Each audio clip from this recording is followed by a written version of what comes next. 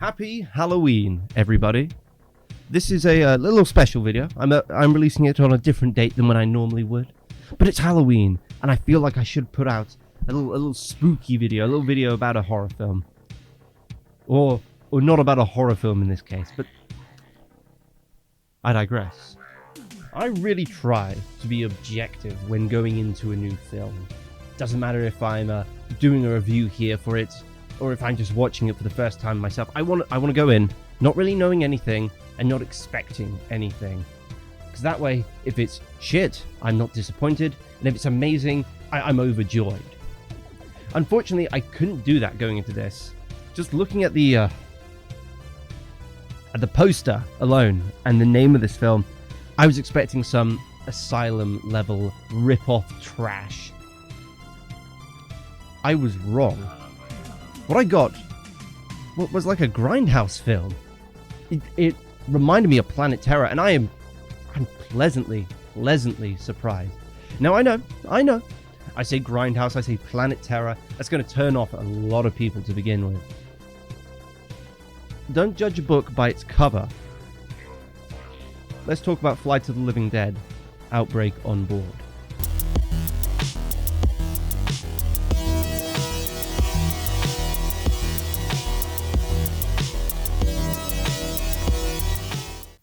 We start the film off with a very strange sort of animated music video title credit segment bit. I'm not going to play the music because I'm pretty sure it's copyrighted, but it's a bit strange, really. Sounds like some real early 2000s like radio rock. It's a weird way to start off a horror film.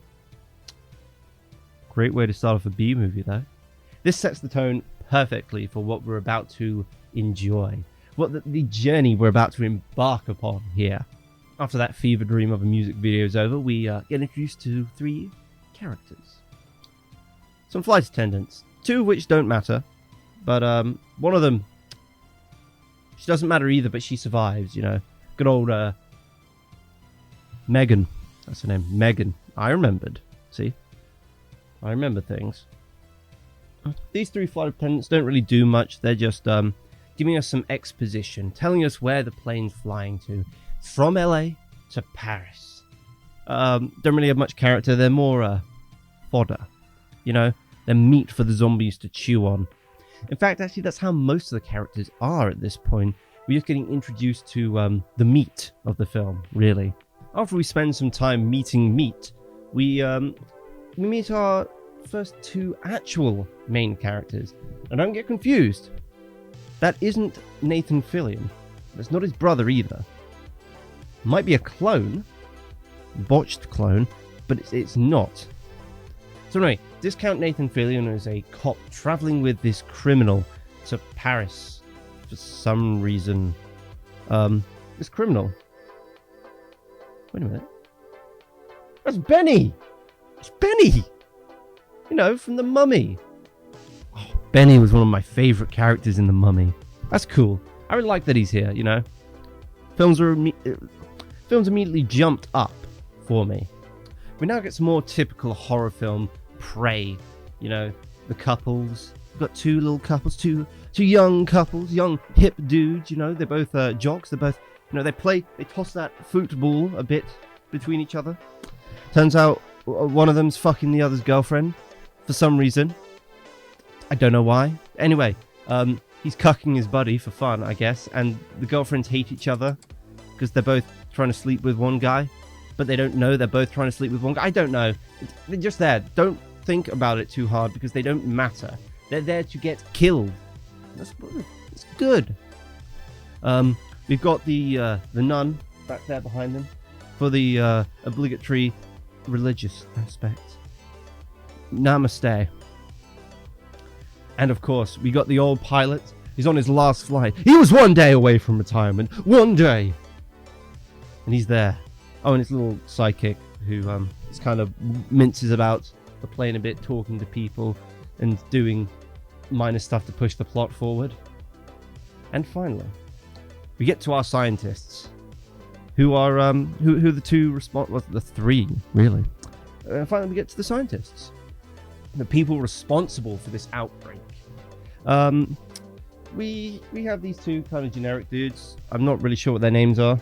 They have a bit of a chat back and forth going, hey dude, like, why are we doing this? And he's like, bro, because like science and stuff. And he's like, bro, she's my wife, bro. And they just carry on talking for a bit. But then, you know, the big boss come in. Wait a minute. That's Dr. Bay. Dr. Bay from The Mummy as well. But we've got Benny. We've got Dr. Bay. But we don't see either of them die on screen. So what if Frank, that's Benny's name in this, Frank is actually Benny. Benny escaped the tomb somehow. Managed to get out a different way. The scarabs never got him in the end. And he got out and he went to Paris. But was a criminal there for some reason. Went to America and got caught by this not Nathan Fillion. So that's really Benny. That's the real Benny. He went to the US to try and find Rick because Rick's American. He wouldn't know that Rick went to the UK with Evie, would he? So yeah. And Dr. Bay. We don't see Dr. Bay die on screen. I'm pretty sure we see shadows where he's surrounded, but he doesn't get killed on screen, I don't believe. So, what if Dr. Bay escaped somehow, and now he's trying to do work into resurrection research? And that's how this will happen. That's how it's all connected. It's perfect. It all makes sense. It's in my headcanon now, forever. This is going to be a spin-off Mummy film, and now I can come up with a fourth Mummy film. But it's not part of this review. Get back to the review. Now we get taken below deck, I suppose. It's not a ship, but it must still be called deck because it's still called the cabin and stuff. So they get taken below deck into the hold, and we get a look at a storage unit where our little zombie ladies sleep in, you know, frozen away. And we get a look at our little hazmat lad there guarding her with a nice little machine gun. That's a MP5K, if I'm not wrong. Nice little MP5K. Nice. Just there guarding her. We spend a little bit more time hopping between meat snacks, during which we meet a few different characters, a few different actors. Meet a fat Val Kilmer, who wears a beret for some reason. We meet not Tiger Woods and his wife. They're just kind of there. They're having an argument, which doesn't matter at all. And he's just polishing a golf club. Just is. But now we've met the meat. We've been informed about bits and pieces. You know, the stage is finally set. And something can finally happen. And that something is a storm. And at this point, I know.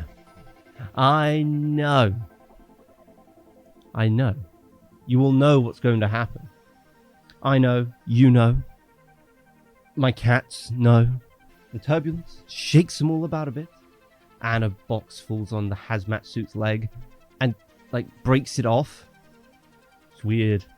Oh, another box falls on the container and just damages it a bit, so it starts leaking, I guess, liquid nitrogen everywhere. I guess that's what it's meant to be. But either way, our zombie can now start to wake up. And I want to talk a little bit about the hold now. The hold looks a little bit like someone took tinfoil and just glued it to the walls of a basement or like a storage unit or something. You'll see even more when they go into the vents, because it looks like the vents are made of wood, like wooden board painted blue. I kind of love it because it's just so budget. It's cool. I really like seeing super budget films, because I just like seeing the way that different people have tried to break past their limitations, how they're limited via money, and they try to come up with creative ways to get around those problems. We now cut to clearly a slightly edited photograph of the Pentagon.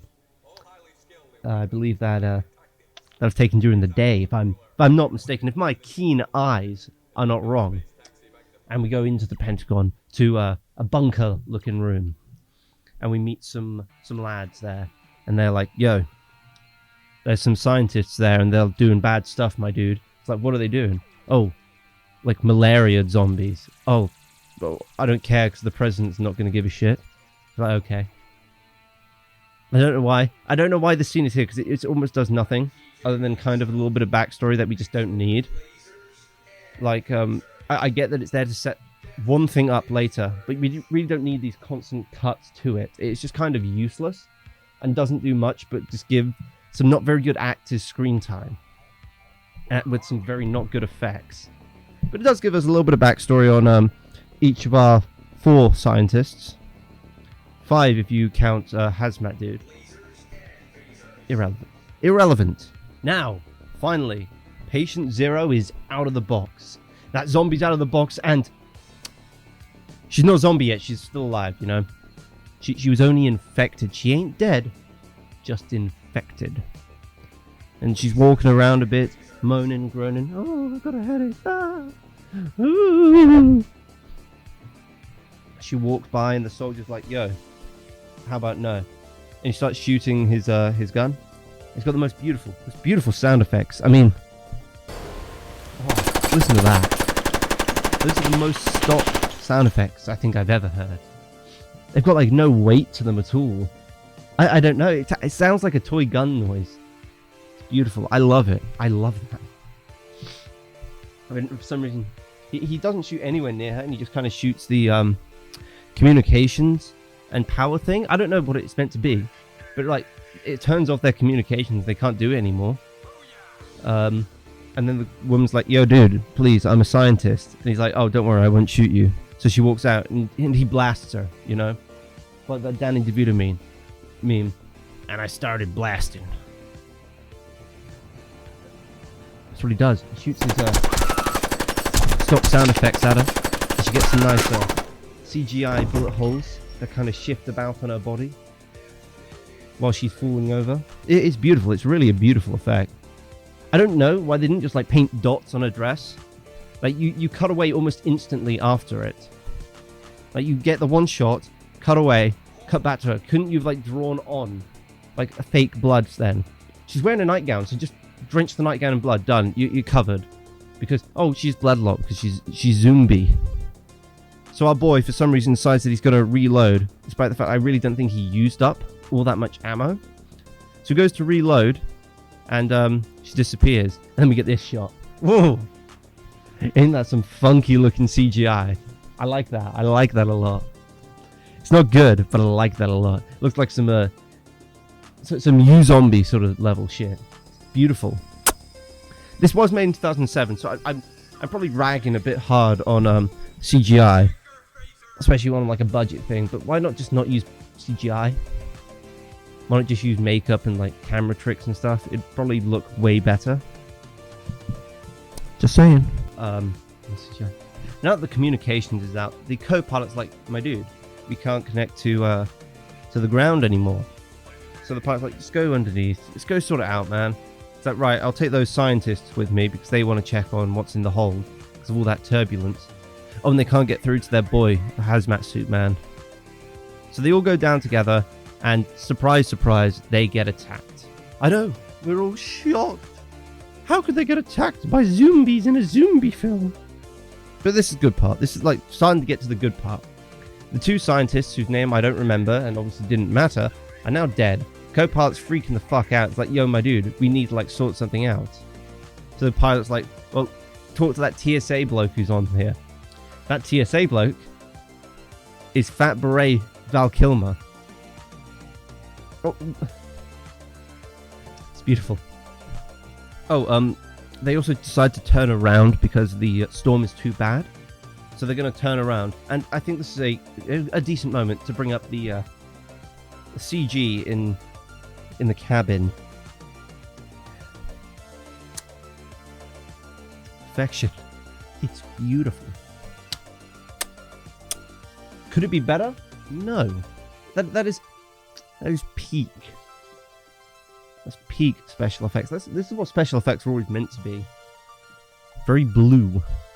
Oh, and during all of this, the turbulence caused our cop friend to smash his head on the ceiling of the plane for some reason. Benny does a Houdini trick and scurries away. And now, and fucking hell, look at that blood. Like, I know head wounds bleed quite a lot anyway, but Jesus Christ, must have like a concussion or something. How is he still able to walk around just fine? He should be like vomiting and stuff. Jesus.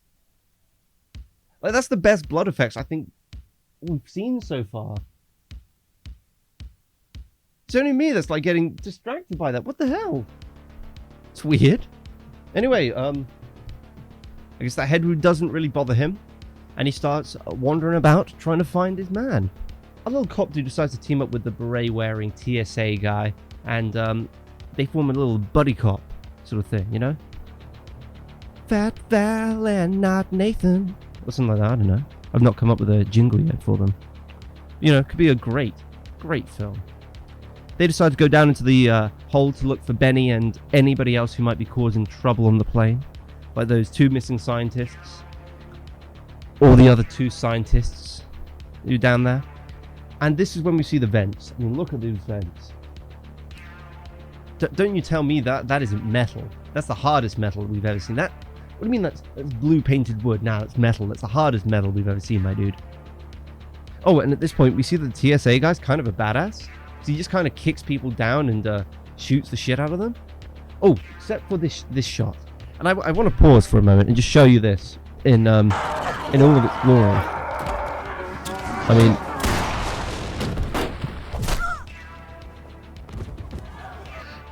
I fucking love this film. You can't tell me that's not meant to be in a comedy. This is a comedy. It's so fucking good. Whoops. Went through the floor and straight through the hostess. Oh, you. We finally reached the part of the film where the meat meets the grinder. And by the grinder, I mean the zombies. We now just get like a long series of the film. It's just zombies getting people in moderately creative ways. You know, whether it's they fall off of a beam and go down into a pit of them, or they start ripping up through through that bullet hole in the ground, or they rip a nun's legs off. I mean, I've got a whole little montage here that I'm just playing in the background. You can't tell me this stuff isn't like pretty entertaining, at least in some way. We get the obligatory death of our captain.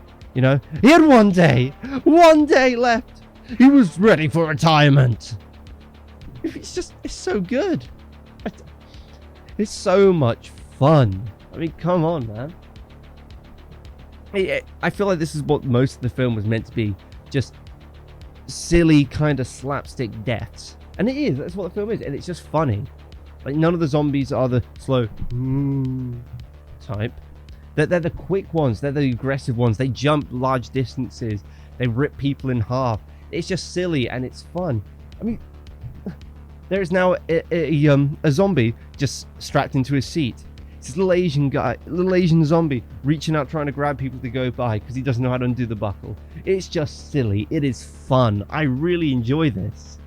After our fun is over, we're now left with our little group at the back.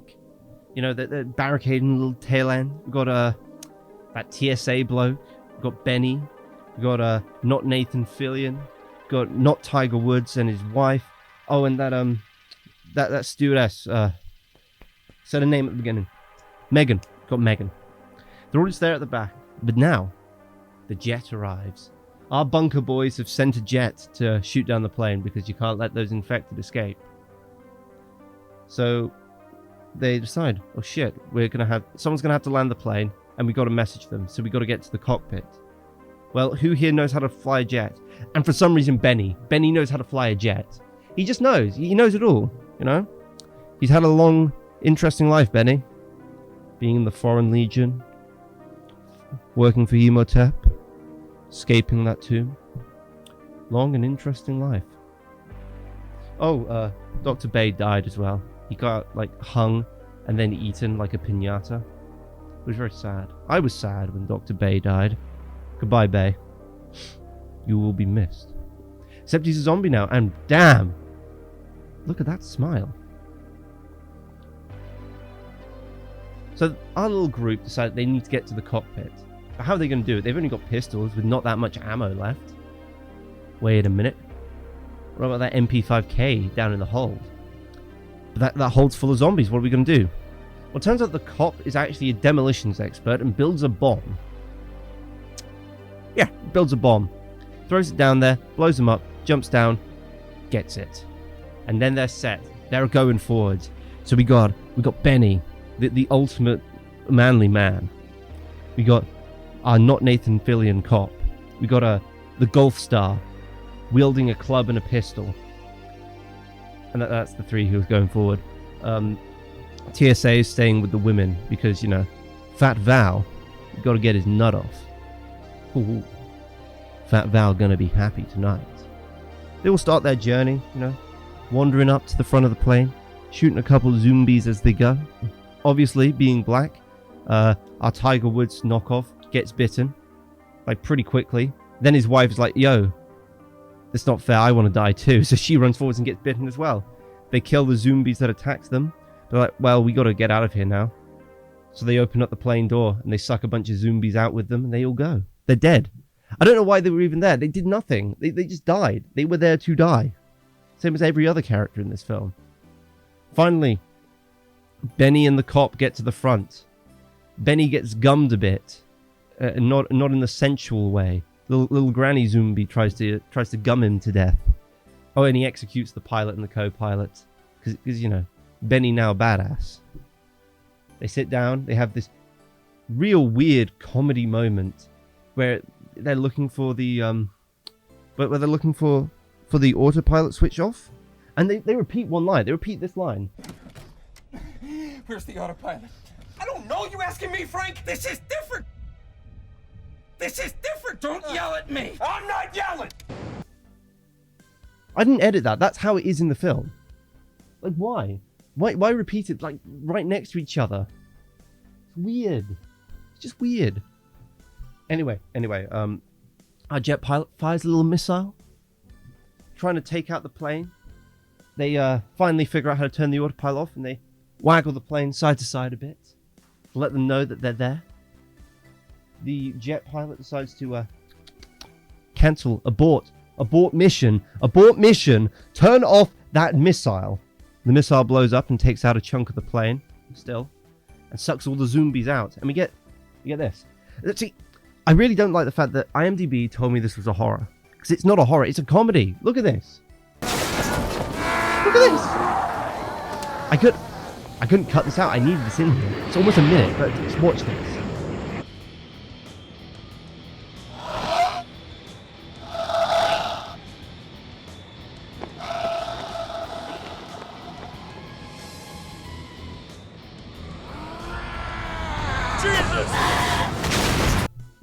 Just absolutely tremendous. It's an amazing moment. Benny and the cop managed to safely crash land the plane just outside of Las Vegas, and a little group, you know, Fat Val, Benny, walking together. I think this is the start of a beautiful friendship. The cop and Megan together, they all walk off into the sunset towards the strip. Happily ever after. Or do they? Well, that's the film. I legitimately really liked this. It's not a serious film. It's not an actual horror film like I was expecting. It's silly. It's fun. I know it's not. I don't know why I liked it so much. I don't know if it's the overacting, the underacting.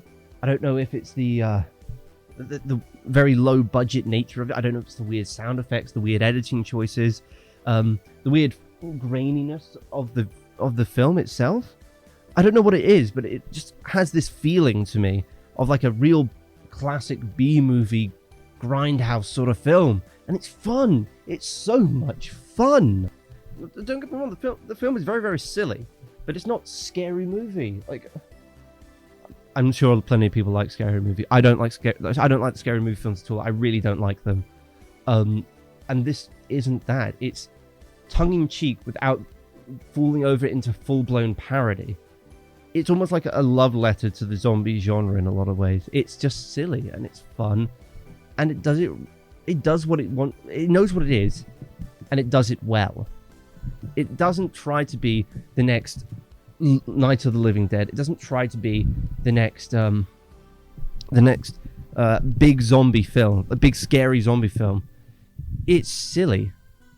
Now, I think I should mention something though, because this is why I went into it so negatively. I went into it with such a negative mindset.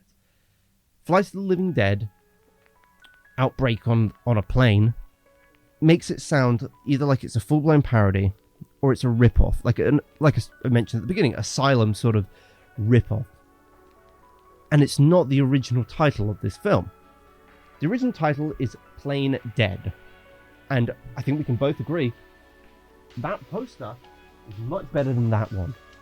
I mean, look at that poster. It's obviously paying some level of homage to the Evil Dead's old poster. It's very B-movie. It's very almost 60s inspired in a lot of ways. I really like it. It conveys the tone of the film very well, and it conveys the sort of film that it is. Same with the name alone, Plain Dead. It's a funny name for a film, and it really fits it. It's the sort of film I would expect of a B-movie. Flight of the Living Dead, Outbreak on a plane. It sounds like someone's trying to trick people. Oh, I want to watch Night of the Living Dead. Oh, no worries, I saw it there. It was Flight, right? No, it was Night. Oh, fuck, now, what's this shit? It just seems very misleading, and I don't think it really should have been. I think the marketing should have steered into what it was. And that's why I think marketing is incredibly important when it comes to films. Because you do the marketing wrong, you're going to give people the wrong impression, and the wrong audiences are going to come see your film, and they're going to walk away hating it. And which is why I think it got such... it got really good reception at film festivals, but got a really negative reception afterwards. And I think it's down to the marketing and the way that they named it. Overall, would I recommend this film to people? 100% yes. I think it's really fun. I liked it a lot. I think it's legitimately a really good, like, Halloween sort of watch. And I think it's legitimately one of the most entertaining films I've watched recently. I'm honestly shocked that I really liked this. Now, of course, this isn't going to be the only film I watch. I still want to try find a good horror film set on a plane. So, without further ado, let's spin that wheel! Huh. I'm kind of worried that we can only go down from Flight. So, see you next week. Thanks for watching the video. I really hope you enjoyed it. Let me know what you think of my new editing. I'm using new editing software, so I don't know if it's any good. Hopefully the pitch is a little bit better. If you liked the video, don't forget to like and subscribe to the channel. I will be hopefully releasing videos every Wednesday, give or take. I'm not 100% sure yet. If you'd like to talk to me directly, you can message me on Twitter, or you can come join the Discord server where I'm kind of active, I guess. I use Discord a bit, but I don't really post much in any of the servers I'm in. I just kind of lurk. But if someone's on my Discord, I'll talk to you. I'm happy to talk to everyone. Otherwise, happy Halloween and goodbye.